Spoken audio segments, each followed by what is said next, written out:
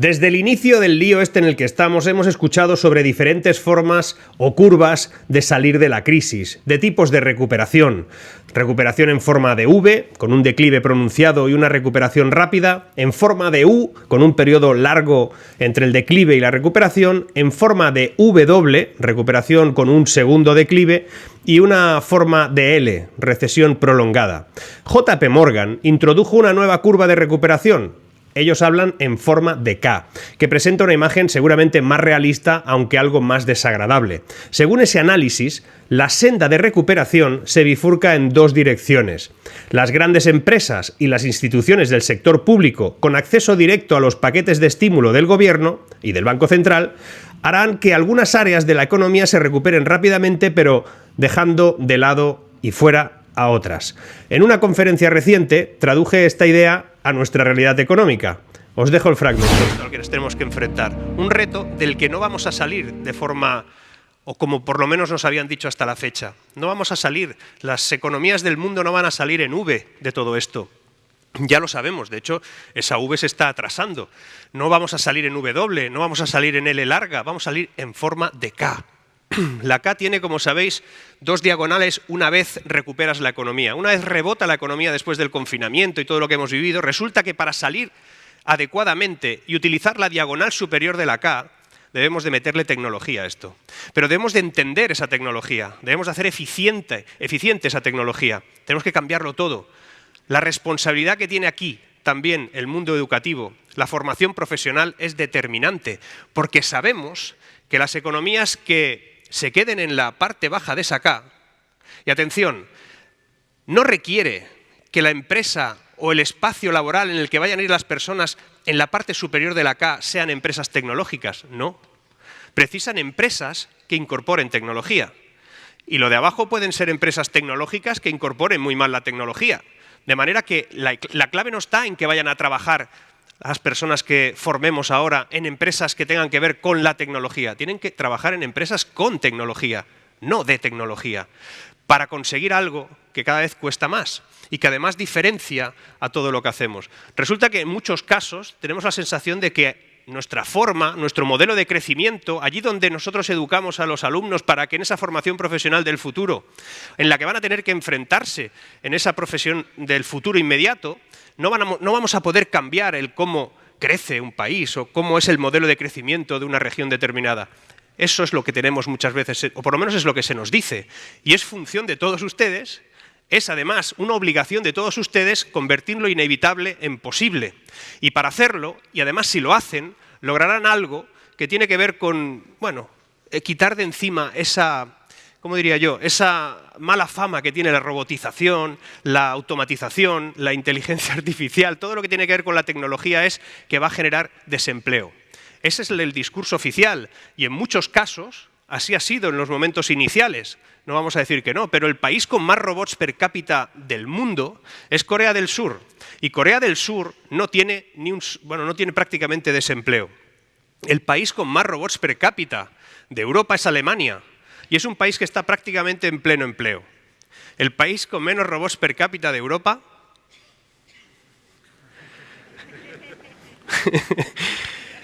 Grecia, hostia, que les hemos adelantado.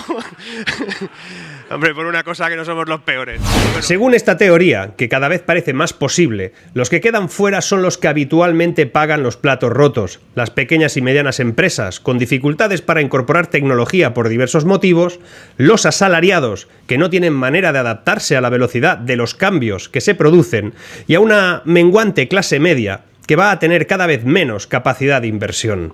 Quédate hasta el final. Creas o no que vamos a salir de esta, sea en forma de K o de J, porque lo que hoy te voy a contar también te interesa.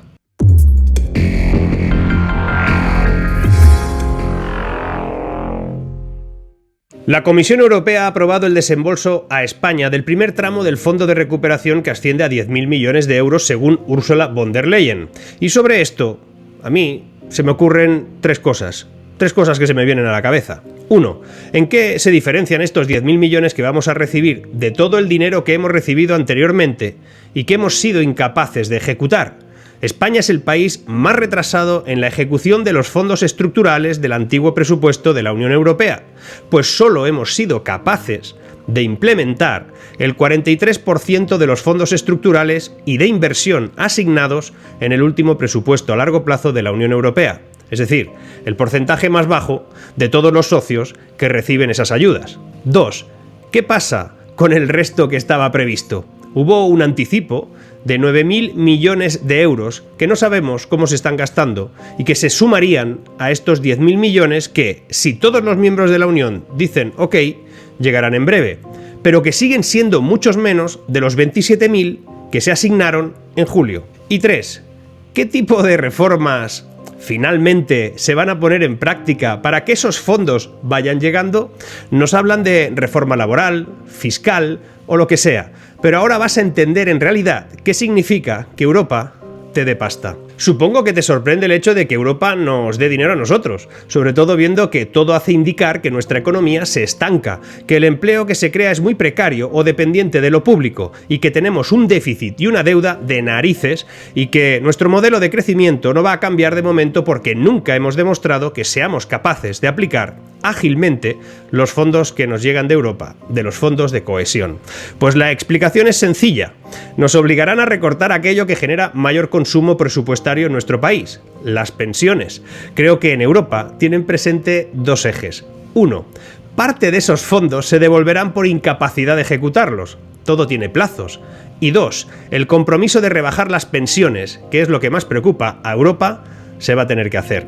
Por eso, uno de esos compromisos con Europa, para seguir recibiendo los fondos, y a eso es a lo que se refiere von der Leyen, que hemos avanzado ya, es que se va a alargar el periodo de cálculo de las pensiones. Se refiere a que está en el plan.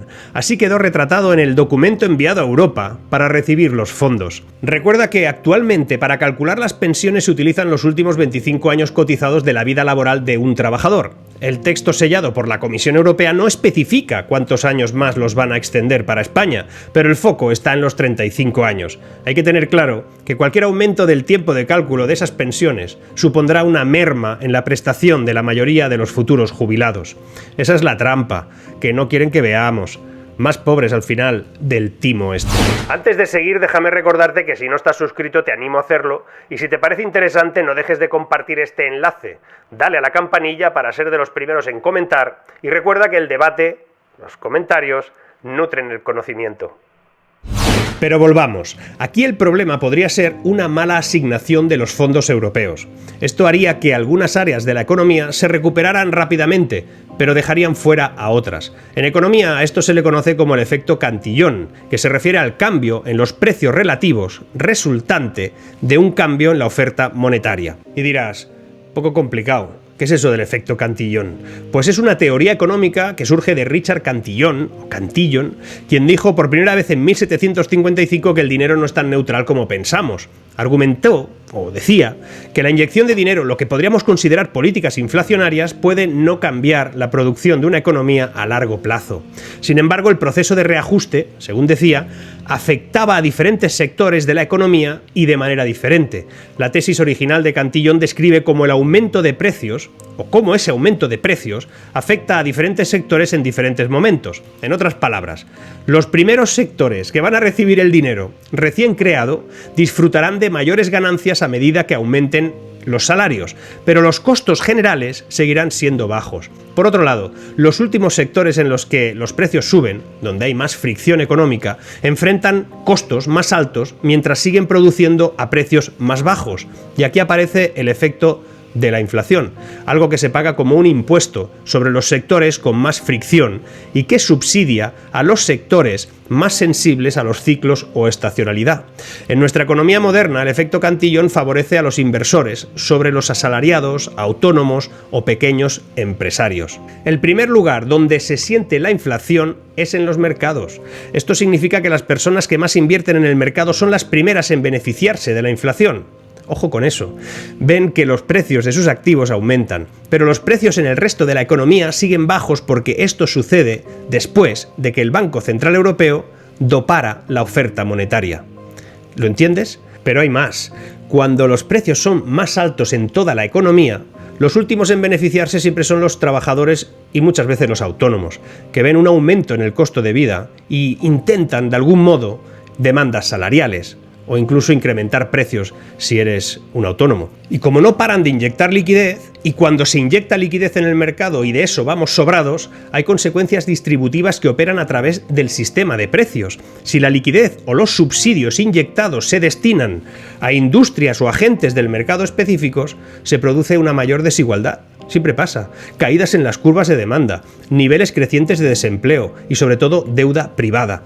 Es cuestión de tiempo, aunque ahora no lo parezca. Si observamos los cambios en los niveles de empleo y los precios desde el comienzo de la pandemia, comenzaremos a ver la forma de K, teniendo en cuenta que las pymes representan el 66% del empleo de la Unión Europea, de los 28 de la Unión Europea, y contribuyen de manera significativa a la actividad económica. Debemos reconocer que una recuperación en forma de K podría ser un problema a medio plazo. No de inmediato, pero sí será un problema. Si observamos los cambios en los niveles de empleo y los precios desde el comienzo de la pandemia, comenzaremos a ver la forma de K. Teniendo en cuenta que las pymes representan el 66,4% del empleo en la Unión Europea y contribuyen de manera significativa a la actividad económica, deberemos reconocer que una recuperación en forma de K podría ser un problemón a medio plazo. No ahora, pero sí dentro de un tiempo. Aunque se crea empleo y los precios suben, en realidad la forma de K parece ir tomando aceleración. Cuanto mayor sea el empleo temporal, precario o dependiente de sectores cíclicos o públicos, más cerca estaremos de una futura e inesperada recesión, y más larga será la curva de recuperación real. Y lo malo es que vivimos del análisis económico a tiempo real, comparando datos al día, como si la economía macro permitiera hacer eso. Y no es así. Los sucesos en economía tienen sus tiempos, y los efectos tienen sus consecuencias en cada uno de los ciclos económicos. Por ejemplo, en la crisis de 2008 hubo un primer golpe a la economía española que no se tuvo en cuenta. En 2009 se seguían comprando pisos como si no hubiera un mañana.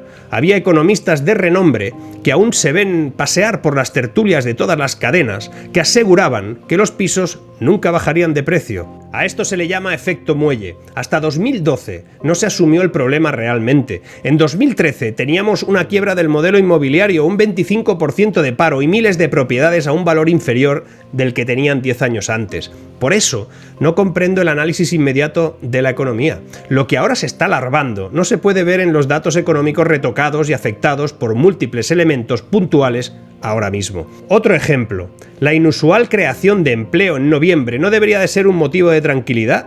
Es la evidencia de que algo no funciona adecuadamente, que algo se ha trastocado y que no sabemos las consecuencias. La creación de empleo no ha sido porque esté produciéndose ya un cambio de modelo de crecimiento de tipo tecnológico. No, no es por eso. Igual es por todo lo contrario. Veamos. Aunque no lo digan, la situación requiere atenderla ya y con recetas desde el lado de la empresa, no solo de los salarios. Esperar que las políticas gubernamentales garanticen una asignación adecuada de capital o mejores cambios en la política económica del lado de la oferta, como menos trámites burocráticos para abrir una empresa o menos carga fiscal, es un lujo al que la mayoría de las empresas y de los trabajadores no tienen acceso. Y es aquí donde la tecnología juega un papel crucial, ya que actúa como un habilitador clave del crecimiento de la productividad y nuevas fuentes de ingresos cuando se aprovecha de manera inteligente. La importancia de utilizar la tecnología como palanca de adaptación y supervivencia se volverá cada vez más importante a medida que se reproduzcan los cambios en las preferencias de los consumidores. Pero la salida en forma de K tiene mucho que ver con la inflación. En economía se habla mucho del efecto multiplicador de los estímulos monetarios y fiscales. En tiempos de recesión económica, la inyección de dinero para política monetaria o el gasto público para la política fiscal engrasa las ruedas de nuestra compleja maquinaria económica, reduce el desempleo y aumenta la producción. Puede ser. En principio, eso es lo que se ha hecho durante la parte recesiva de lo que hemos vivido. Ahora estamos en el rebote expansivo. Pero hay un problema. Cuando las personas se dan cuenta de que su dinero vale menos que antes, ajustan su forma de pensar y exigen salarios más altos. Una vez realizados estos cambios, el desempleo y la producción terminan en el mismo lugar que antes. La salida en forma de K nos dice que en el peor momento de la pandemia las economías estuvieron paralizadas y su caída fue total.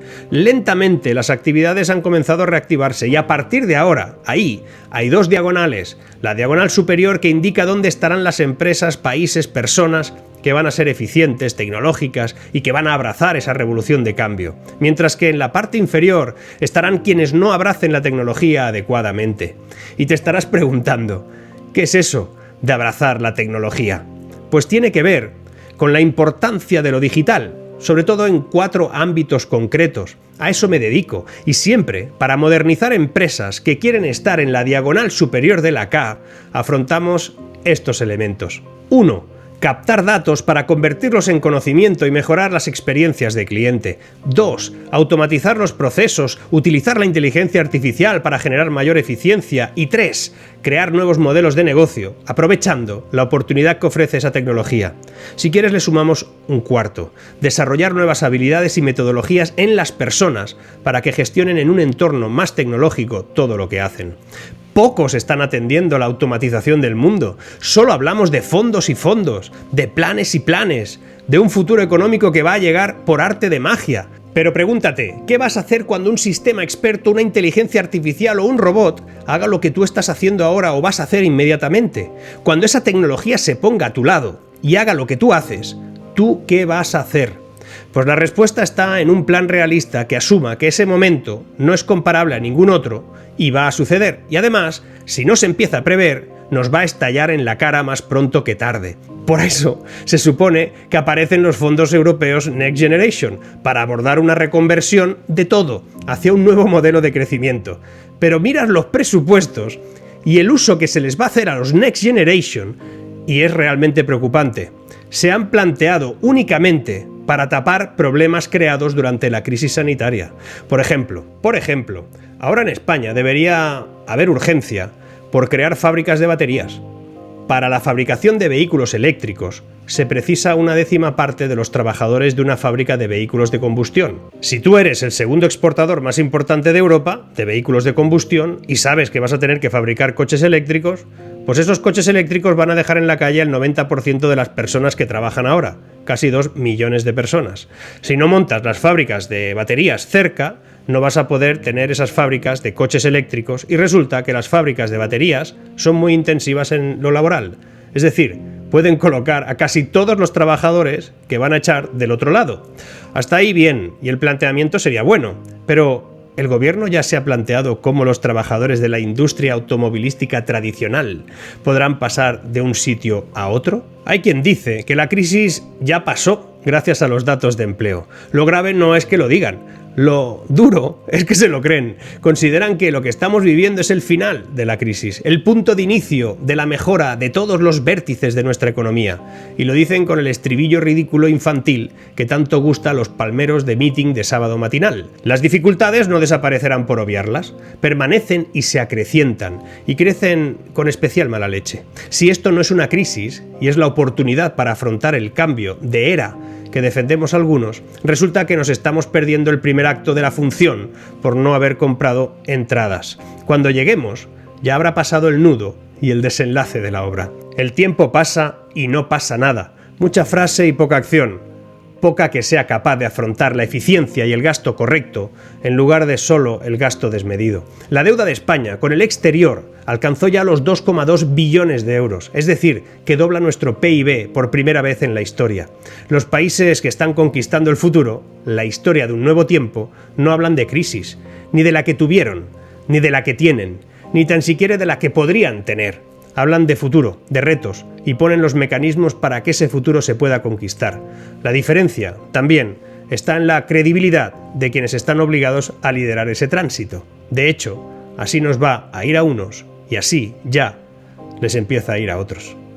Hasta pronto.